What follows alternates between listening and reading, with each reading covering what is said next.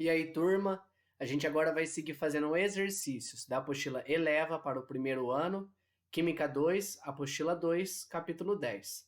Esse capítulo também trata de volume molar e hipótese de Avogadro, ok? É uma continuação daquele assunto de gases. Não só desses assuntos, mas englobando tudo que a gente estudou até agora, ok? Primeiro exercício que a gente vai fazer é dos contextualizados número 9. Fala o seguinte: um freezer recém-adquirido foi fechado e ligado quando a temperatura ambiente estava a 27 graus Celsius. Considerando que o ar se comporta como um gás ideal e a vedação é perfeita, determine a pressão no interior do freezer quando for atingida a temperatura de 19 graus Celsius. Cuidado aqui, tá? Vamos tirar as informações que ele deu pra gente. Então, olha só, eu tenho que no começo eu tenho um volume do freezer. Depois eu tenho a temperatura inicial do freezer, que é 27 graus Celsius. Lembra que graus Celsius eu converto direto para Kelvin. Somo 273, 300 Kelvin. E pressão inicial, como ele fala que o freezer estava aqui no ambiente, a gente considera o ambiente como sendo pressão de 1 atm. Ele não fala isso, mas tem que ficar subentendido. A nossa pressão, quando ele não fala, consideramos como sendo 1 atm, na grande maioria dos casos. Vamos lá agora analisar o caso final. Perceba que o volume eu deixei aqui como VO. Por que eu não coloquei nenhum valor? Porque a gente pode considerar que o volume do freezer não mudou. Então, na hora que eu fecho o freezer, ligo ele na tomada e a hora que ele está funcionando, o volume dele é o mesmo. Assim, ele não sofre variação de volume. Nesse caso, a gente tem uma transformação isovolumétrica, ok? Temperatura final, menos 19. Ele falou isso pra gente. Menos 19 é 254 Kelvin. Pressão final é o que ele me perguntou. Então, vamos tentar descobrir aqui qual que é a pressão final. Vamos lá. Tem um estado inicial, tem um estado final. A quantidade de ar dentro do freezer não mudou. Assim, a gente pode usar o PVT Povotó. Substituindo os valores, a gente tem o seguinte. Aqui, 1, V inicial, 300. Pressão final, volume final, 254. Como eu falei para vocês, é uma situação de uma transformação isovolumétrica, ou seja, posso cortar o volume, porque vai ser o mesmo nos dois casos. Aqui, agora, multiplicando em cruz ou simplesmente passando 254, que está dividindo, ele passa multiplicando. Chego aqui em 254 por 300, a aproximadamente 0,85 atm. Lembra que no PVT Povotó, volume tem que ter a mesma unidade e pressão tem que ter a mesma unidade. Como aqui está ATM, a resposta também está ATM. E temperatura sempre graus Celsius. Alternativa C. Ok? Agora, exercício de aprofundamento número 17 que a gente vai fazer. Em frascos de água oxigenada, a concentração desta é expressa em volumes, como água oxigenada a 10 volumes, a 20 volumes, etc. Essa concentração corresponde ao número de litros de gás oxigênio medido nas condições normais de temperatura e pressão, CNTP, obtidos pela decomposição completa de todo o H2O2 em 1 litro de solução. Considere que a reação abaixo transcorra na CNTP. Então, ele me deu uma reação aqui. Vamos analisar ela. Eu tenho aqui, 1 mol de água oxigenada, ele falou que é o H2O2, que se transforma em 1 mol de água líquida e meio mol de O2, de gás oxigênio. Sabendo que 1 mol de água oxigenada produz meio mol de O2. Então, ele me falou isso. Eu sei essa informação, ok? A partir da análise da equação. Quantos litros de O2 serão produzidos com 15 mols de água oxigenada, considerando CNTP? Então, vamos lá. Primeira coisa, ele me deu água oxigenada e pediu O2. Primeira coisa que eu faço, ele falou para mim aqui que esse O2 é medido na CNTP. Então, isso daqui é uma informação muito importante para a gente. Olha só, eu tenho que 1 mol libera meio mol de O2. Então, 1 mol de água oxigenada libera meio mol de O2. Tá aqui essa informação. Ele falou que eu tenho 15 mol de água oxigenada. De 1 para meio, dividir por 2. De 15 para x, eu divido por 2 também, ou seja, x é 7,5, ok?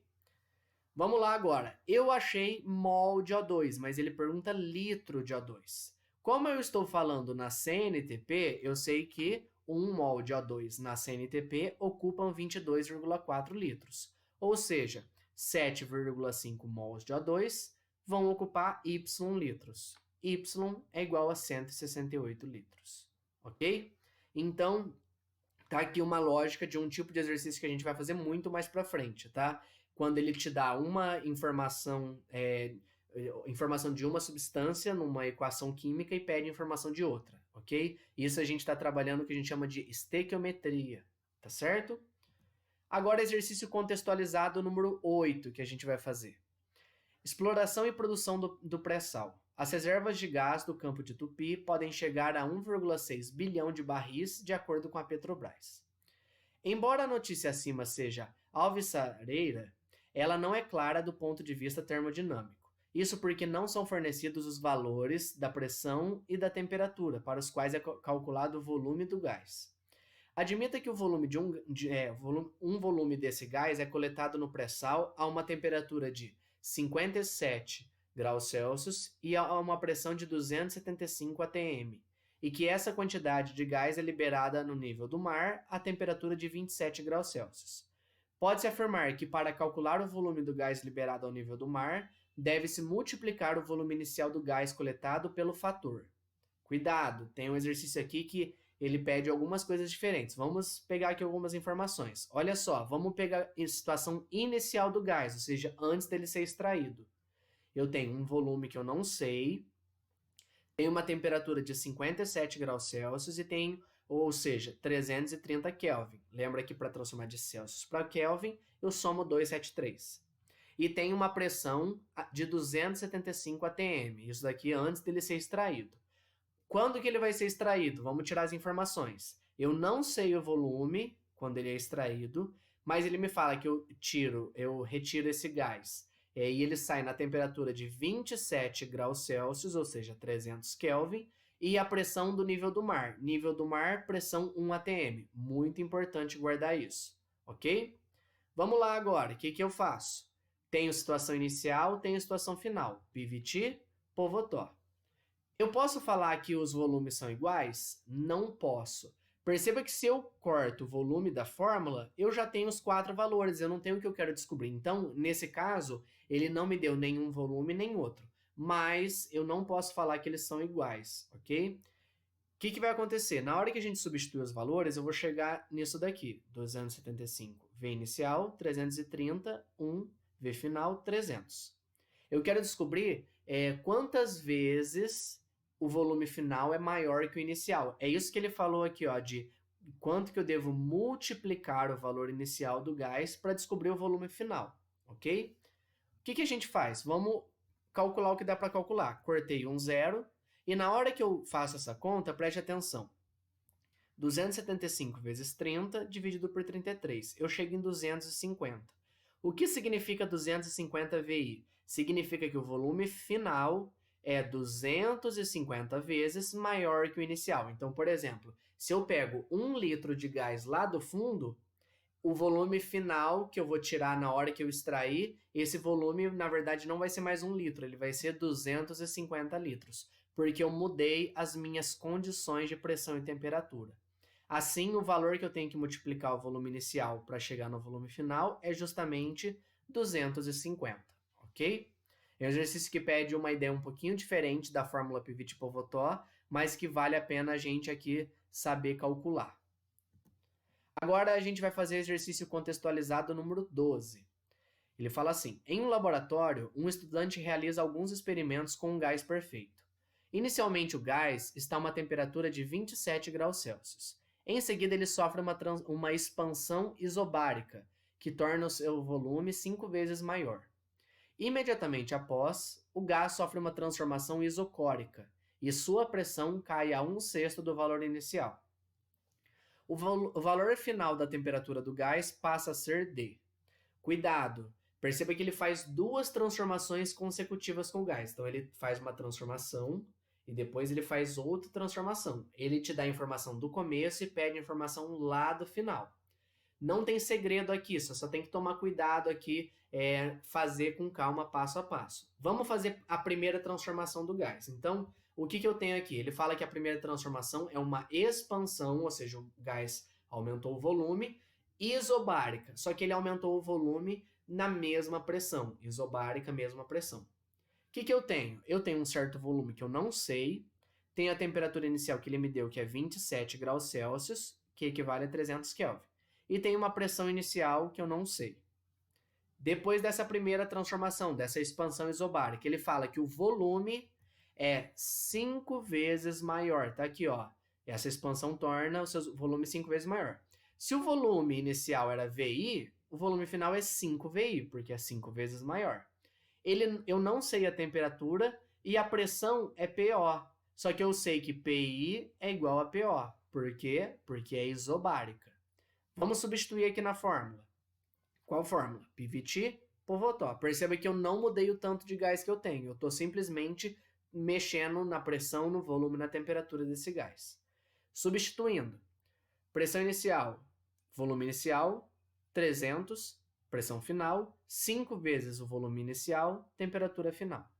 Concorda que aqui tem o VI dos dois lados? Posso cortar. Assim como também posso cortar o PI, PO, porque é uma expansão isobárica. Isobárica, pressão constante. Corto pressão. Depois, corto volume. O que eu faço aqui agora? Multiplico em cruz. Então, vai ficar que T0, né, TO, temperatura final, é 300 vezes 5. Ou seja, a temperatura final é 1500 Kelvin. Cuidado, essa temperatura é depois da primeira transformação. Ele pergunta a temperatura depois de todas as transformações. Então, tem mais uma para a gente fazer aqui. Vamos agora pegar os dados dessa segunda transformação. Olha só. Nessa segunda transformação, eu tenho uma transformação isocórica. Isocórica é a mesma coisa que isovolumétrica, ou seja, volume constante. Ele quer saber a temperatura final nesse caso. Então, vamos lá. Eu sei que eu tenho aqui, ó, volume inicial, não me importa qual aqui. Tem um volume inicial dessa segunda situação. Perceba que esse volume inicial é diferente daquele volume inicial da primeira transformação. Não me importa o valor, só chama aqui de VI, ok? Temperatura inicial é a temperatura nesse estágio. Nesse estágio, como eu acabei de calcular, é 1500, ok? Perceba que aqui ó, tem o estágio 1, estágio 2. Esse inicial é justamente o estágio 2, porque agora eu vou para o estágio 3. O que eu tenho no estágio 3? Eu tenho um volume VO, que ele fala que é isocórico, ou seja, eu sei que esse volume 2 é igual ao volume 3. Não sei a temperatura, é o que ele me pergunta, mas ele fala que a pressão cai a 1/6 do seu inicial. Se o inicial era PI, o final é PI dividido por 6, porque é 1/6. Substituindo novamente no PVT por Votó, tenho aqui inicial, pressão inicial, volume inicial, 1500. 1/6 da pressão inicial, volume final, temperatura final, que é o que eu quero. O que eu posso fazer? Corto as pressões, porque é o mesmo valor aqui, ó. Corto PI, PI, sobra só esse 1/6. Corto também os volumes, por quê? Porque é uma transformação isocórica. Sobrou o que para mim? Multiplique em cruz.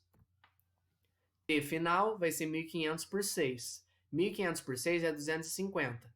Cuidado! 250, se você vai no número, tá aqui, ó.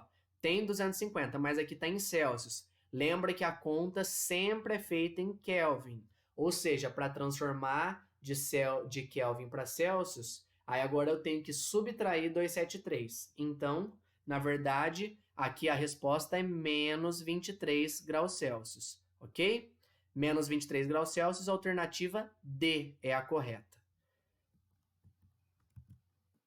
Fechamos aqui a nossa aula, capítulo 10. Qualquer dúvida, estou à disposição. Até a próxima. Tchau, tchau.